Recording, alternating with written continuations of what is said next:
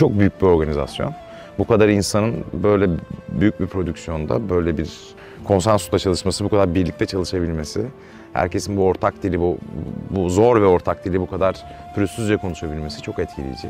Bu ihtişamı, bu realistik şeyi, bu emeği, bu atmosferi görünce önce üzerindeki sorumluluk duygusu artıyor ve nasıl uyumlanacağın konusunda düşünmeye başlıyorsun.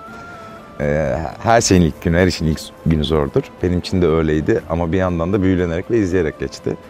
Dolayısıyla bu ihtişam duygusu küçük bir baskıyla beraber büyük bir coşku da yarattı bende. Öyle bir başlangıçtı. Hatırlıyorum. Büyüleyici. Kötü adam oynamanın zorlukları aşikardır zaten. Hani çok tek boyutlu, çok karikatür olması riski benim için evet bir problemdi. Ama ben onun daha hani başka aslında hayal etmediğimiz taraflar üzerinde de durmaya çalıştım biraz. Senaryo ve tüm tasarım da buna yardımcı oldu. Aslında biraz işin tahmin etmeyeceğimiz boyutu üzerine de düşünmeye çalıştım. Bu adam ne yapıyordur? Bu adam neden korkuyordur? Bu adama ne garip gelir? İlk defa gördüğü şeylere ne gibi tepkiler verir? Ne gibi hayaller kurar, ne ister? Bunun üzerine oturtmaya çalıştım birçok şeyi.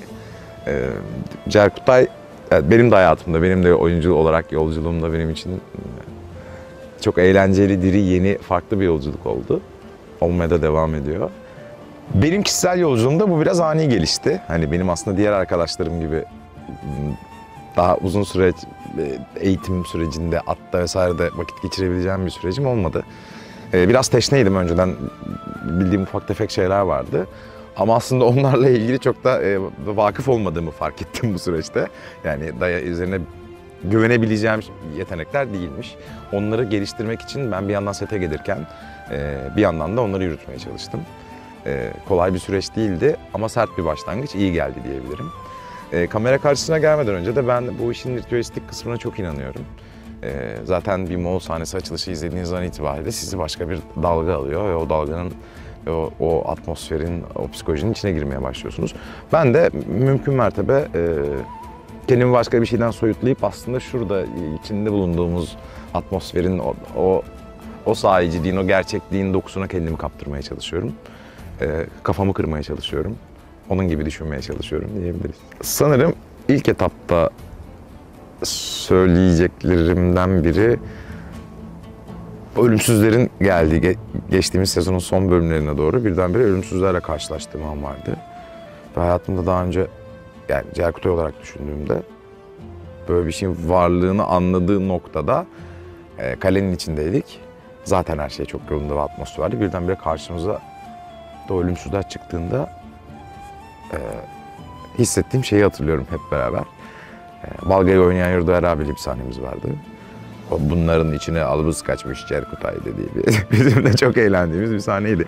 O sahne çok iyiydi. Onun dışında aksiyon sahnelerinin birçoğu bence en unutulmaz deneyimlerden biri ayin sahnemiz vardı. Yine Han'da çekilen. Çok kalabalık ve zor bir sahneydi. O zamanlar korona yoktu üstelik. böyle dertlerle uğraşmadığımız için daha kolay üstesinden gelebiliyorduk. O çok acayip bir sahneydi. Ama en unutulmazını söylemem gerekirse Osman'ın buraya bizim mekanımıza geldiği ve burada Balga'yla pazarlık ettiği bir sahnenin sonucunda ilk defa namaz kılan bir Türk'le karşı karşıya kaldım. Çok sevdiğim bir sahne vardı. Ne yaptığını anlamaya çalışıyordu Cerkutay. Bu sezon Cerkutay için de hareketli bir sezon oldu. Aslında aradığı yerde önce Geyatu ile karşılaşıp ondan sonra oradan bir şekilde hakikaten kelleyi vermeden o yolculuğu bitirmeyi başardı. Başta aslında ben artık paranın peşindeyim demişti. Fark etmez kim benim askerlerimin parasını kim öderse onlarla savaşmaya devam ederim. Ama o iş öyle olmadı. Birdenbire Geyatu gel bakalım buraya dedi. Ve şimdi de Hristiyanlarla beraber bir şeyler yapacak. Onlara dahil olmuş gibi gözüküyor ama Cerkutay nereden çıkacağı belli olmaz yani. Hani her yerden fırlayabilir.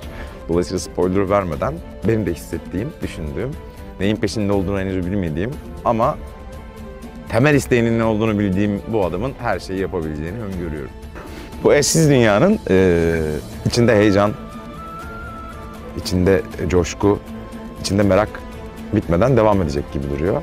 Umarım seyirciler de tüm bu duygulardan son derece faydalanıp meraklarını körükleyerek bu serüveni izlemeye devam ederler.